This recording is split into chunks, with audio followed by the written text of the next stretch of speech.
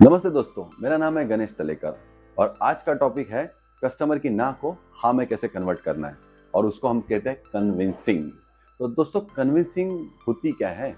बहुत आसान है, बट वो कन्विंसिंग करते वक्त हमको बहुत टफ पड़ जाता है बिकॉज कस्टमर अगर ना ना बोलता है और उसको हमको कन्वर्ट करना है तो वो डेफिनेटली बहुत हमको टफ पड़ जाता है। मैं आपको आज ऐसे पॉइंट बताऊंगा जिससे कस्टमर को आप ना से हाँ में कन्वर्ट कर लोगे या एटलीस्ट उसको सोचने में मजबूर कर दोगे, यार ये मेरे को जो बंदा बोल रहा है वो एकदम सही है। तो दोस्तों चलता हूं मैं अपने कन्विंसिंग पॉइंट की तरफ। दोस्तों जैसे मैंने बोर्ड पे लिखा है ये कन्विंसिंग और उसके ये 3 स्टेप लिखे हैं। हमको कुछ ज्यादा सोचना नहीं है, कन्विंसिंग करते वक्त कोई बड़ा दिमाग लगाने की जरूरत नहीं है। हमको सिचुएशन का अवेयरनेस जानना है और उस हिसाब से हमको ये 3 पॉइंट यूज करने हैं। जैसे अभी मैंने पहले बताया था टॉपिक 1 में कि कस्टमर मेरे 5 स्टेप पे अगर प्रोडक्ट ले लेता है तो गुड, बट अगर वो नहीं लेता और आपको मना करता है, कोई बात नहीं। जैसे वो आपको मना करता है वैसे ही आपका चेहरा और एक्साइटेड होना चाहिए। और अगर आपका चेहरे पे स्माइल चली जाएगी या अगर आपका चेहरा डाउन हो जाएगा तो उसको लगेगा भाई चलो मैंने उसको मना कर दिया, अब ये चला जाएगा। नो, ये 3 स्टेप के मैं आपको डेमो करके दिखाऊंगा। जैसे अभी कस्टमर ने मुझे मना कर दिया कि भाई नहीं चाहिए। अरे कोई बात नहीं, थैंक यू रमेश जी, आपने इतना सुना, अभी तक मेरे साथ बात कर रहे थे, मुझे भी अच्छा लगा। आपने मना किया वो आपका हक ही है, अब ना बोलोगे चलेगा। मुझे तो अच्छा लगा कि मैं आपसे इतनी देर बात किया और मैं आपके प्रोडक्ट के बारे में समझा पाया। तो और बाकी क्या रमेश जी? अच्छा, अब मुझे तो उसको कन्विंस करना है, तो मैं अपना पहला पॉइंट मतलब पहला वेपन बाहर निकालूंगा, ग्रिड फैक्टर। अब ग्रिड फैक्टर का मतलब है क्या मैं बताता हूँ। ग्रिड फैक्टर का मतलब है जैसे कि हम देखते हैं उसने एक बाइक ली, सेम सेम बाइक उसने वहाँ ली, सेम बाइक मेरे और एक दोस्त ने ली, तो वो मेरा मन ललचाता है कि यार ये बाइक मेरे पास भी होनी चाहिए। या किसी ने मुझे बोला यार ये सेम बाइक ना उसके पास भी है, तो मुझे थोड़ा क्यूरियोसिटी होगा कि ऐसा क्या रहेगा ये बाइक में, मेरे पास भी रहेगी तो अच्छा है, या मैं एटलीस्ट खरीदूँ या मैं एटलीस्ट देखूँ वगैरह वगैरह। ग्रिड फैक्टर में कस्टमर की क्यूरियोसिटी ऐसे बढ़ानी है कि जैसे कि रमेश जी, आपको तो मैं इतना बता देता हूँ, ये जो प्रोडक्ट है ना, मैंने 2 दुकान छोड़ के अन्नपूर्णा किराना है, वहाँ मेडिकल है साफ़ी, और वो और एक मेडिकल है, वो 3 दुकानों को मैंने दिया था और अपनी गली में ही है, मतलब 2 गली छोड़ के। और आज मुझे उनका रिपीट ऑर्डर आया रमेश जी। हाँ, रमेश जी, क्योंकि उन्होंने भी मतलब जब प्रोडक्ट लिया था सामने ही रखा था मेरी बात सुन के, और 3 इन 1 ऑयल था तो लोगों ने भी पसंद किया और वो आज मुझे रिपीट ऑर्डर आया। और यहाँ जो अलग एरिया है, मतलब थोड़ा आपसे मुझे लगता है आधा किलोमीटर की दूरी पे, वो मेरा अलग सेल्समैन रूट करता है। तो वो बता रहा था कि वहाँ आई थिंक कुछ 8 दुकानों ने वो ऑर्डर किया। तो रमेश जी इसका मतलब बिजनेस आ रहा है प्रोडक्ट से और वो प्रोडक्ट अच्छा है। तो इतने लोग अगर ले रहे हैं तो रमेश जी आप एक लॉट रखो ना, 5+1 का आप एक बार लॉट रख लीजिए। देखिए बिकना तो है ही है, नो डाउट, आपको बेनिफिट भी हो रहा है। तो एक बार रमेश जी आप रख लीजिए और आप खुद मुझे बोलोगे यार, बाद में वापस रिपीट ऑर्डर भी कर सकते हो। तो ये होता है ग्रिड फैक्टर। मैंने उसको बताया कि बाजू बाजू के लोग ले रहे हैं, वहां मैंने दिया है, यहाँ मैंने दिया है। तो देखो एक साइकोलॉजी होती है, कोई इसमें कन्विंस होना हो, बट मोस्ट ऑफ दुनिया साइकोलॉजी में ऐसे कन्विंस होती है कि यार वो क्या कर रहा है, ये क्या कर रहा है, अच्छा चल मैं जाके देखूं, हाँ अच्छा अच्छा वो ऐसी चीज मेरे पास भी होनी चाहिए। कंपैरिजन करते हैं ना एक दूसरे से, तो ये वो ग्रिड फैक्टर में आ जाती है। अब मैंने उसको ये बताने के बाद समझो वो मना कर देता है, नहीं यार चलेगा रहने दो वगैरह वगैरह, फिर से स्माइल, कोई बात नहीं रमेश जी, मेरा काम है आपसे बात करना, मेरा काम है आपको समझना, लेकिन एक पूछना चाहता हूँ। मेरी सेकेंड स्टेप चालू हो जाती है, HOP। दोस्तों ये जो स्टेप है ना, HOP, ये थोड़ी आपको कंफ्यूजन हो सकती है, बट इसको मैं विस्तार से बता दूंगा। HOP में हैंडलिंग ऑब्जेक्शन प्रोसेस, इसका फुल फॉर्म ये है।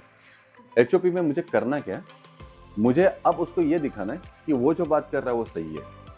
जैसे कि अच्छा रमेश जी, आप तो सही बोल रहे हो, आप एकदम बराबर बोल रहे हो, मैं आपकी बात से सहमत हूँ रमेश जी। हाँ रमेश जी, अच्छा रमेश जी, इससे क्या होगा कि उसको अभी लग जाएगा कि यार ये बंदा अभी मुझे सेल्स का प्रेशर नहीं कर रहा है या मुझे अभी प्रोडक्ट नहीं बेच रहा है। तो वो थोड़ा सा एक निश्चिंत हो जाएगा, रिलैक्स हो जाएगा, क्योंकि जब वो रिलैक्स होगा ना तब दिल की बात बाहर निकालना चालू करेगा। तो पहले तो उसको रिलैक्स कर दो। तो मैं ये जो मेरी HOP में जो पहली स्टेप है कि उसके रीजन से सहमत हो जाओ, ये पहली स्टेप है, मैं वो लिख दूंगा बाद में। अब दूसरी स्टेप है उसके रीजन पूछना चालू करो। जैसे एग्जांपल उसके मुंह से निकालना चालू करो कि क्या ऐसे रीजन है, मतलब क्यों नहीं रखना चाहते रमेश जी।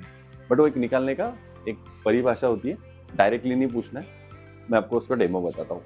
रमेश जी, वो तो मैं आपकी बात से सहमत हूँ, लेकिन एक बात पूछना था रमेश जी, मतलब मेरी भी कंपनी मुझे पूछेगी तो मुझे भी उसका एक स्टडी होना चाहिए, समझना चाहिए कि एग्जैक्टली ऐसे क्या क्या रीज़न हो सकते हैं जिससे हमको आगे जाके हेल्प मिले। तो ऐसा क्या रीज़न है रमेश जी कि अभी फ़िलहाल आप नहीं ले रहे हो? तो बोलेगा कि भाई मुझे प्राइस अच्छी नहीं लगी, वो बोलेगा कि मेरे इसके पास कस्टमर नहीं है, या बोल सकेगा कि भाई मुझे अभी रखना नहीं है, या व्हाटएवर जो भी उसके रीज़न है। बोलते वक़्त उसके आई टू आई कॉन्टैक्ट में रखो, उसकी आँखों में देखो, उसका जो मतलब जिस हिसाब से वो बात कर रहा है, उसके एक्सप्रेशन देखो। कौन से जब वो रीज़न दे रहा है, उसमें कौन से एक्सप्रेशन में वो खुद रियल में बात कर रहा है, क्योंकि कुछ फेंक रहा है, कुछ दे रहा है। तो वो एक्सप्रेशन कैच करना भी सेल्समैन का काम है। नहीं तो आप अदर जगह देख रहे हैं, वो अदर जगह देख रहा है, जिससे आपका टाइम वेस्टिंग होगा और कुछ नहीं होगा। तो मैंने उसके रीज़न सुन लिए। तो फर्स्ट पॉइंट मैंने बोला था कि उसके साथ सहमत हो जाओ। सेकंड पॉइंट है कि उसके रीज़न सुन लो। अब थर्ड पॉइंट है, उसका जो रीज़न है उसमें से एक रीज़न फाइंड आउट करो। रमेश जी, मुझे ऐसा क्यों लग रहा है कि आपको ऐसा लग रहा है कि भाई मुझे स्कीम कम मिल रही है, ऐसा मुझे लग रहा है। अच्छा, अच्छा रमेश जी। देखिए रमेश जी, अगर क्या ये हो सकता है कि ये जो बाकी के आपने पॉइंट बोले और ये जो स्कीम का पॉइंट है, अगर स्कीम आपको ऐसा लग रहा है कि भाई मुझे कम मिल रही है और वो मैंने बता दिया कि आपको स्कीम बराबर है और ज़्यादा भी मिल रही है, तो क्या आप रमेश जी रेडी हो जाओगे लेने के लिए? अच्छा रमेश जी, अच्छा मतलब आपका मुद्दा स्कीम पे अड़ा हुआ था। तो यही मेन रीज़न है ना रमेश जी? मानते हैं ना आप? अच्छा रमेश जी, उसके मुँह से बुलवा के लो।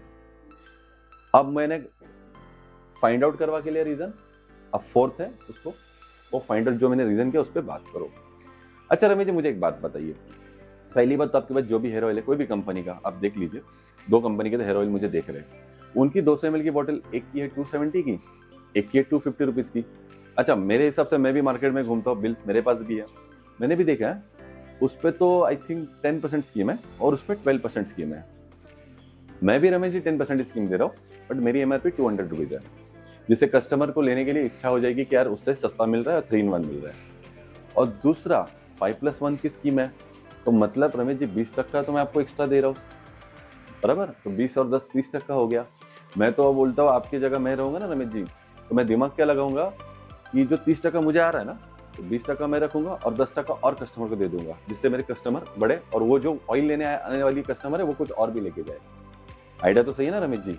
तो फिर कौन सा एंगल से आपको स्कीम कम लग रही थी? अच्छा, न्यू लॉन्च के हिसाब से रमेश जी, आज की डेट में आपको भी पता है न्यू लॉन्च में 5+1 देना बहुत बड़ी स्कीम है। और मैं ये मानता हूँ कि आप हमारे अगर कस्टमर बनते हो, कंपनी ये सब डेटा रखती है, आपको तो पता ही है। तो कोई भी न्यू प्रोडक्ट आएगा उसमें मैं स्कीम भी बताऊंगा, और जब फिर से कोई स्कीम दूसरे प्रोडक्ट पे आएगी वो भी मैं आपको देने की बेनिफिट करूंगा आपका, और मैं आपको सोचूंगा। तो डेफिनेटली रमेश जी, आप बेफिक्र रहना। अब मैंने उसको रीज़न फाइंड आउट करने के बाद वो रीज़न पे मैंने काम किया, उसको एहसास करवा के दिया कि आप बेफिक्र रहना, अब बिंदास ले लीजिए। तो रमेश जी, चलो मैं आपका बिल बनाता हूँ रमेश जी, जैसे आपका ऑलरेडी बनाया हुआ था, सिर्फ आपको दिखाना है और उसको मैं क्लोज कर देता हूँ।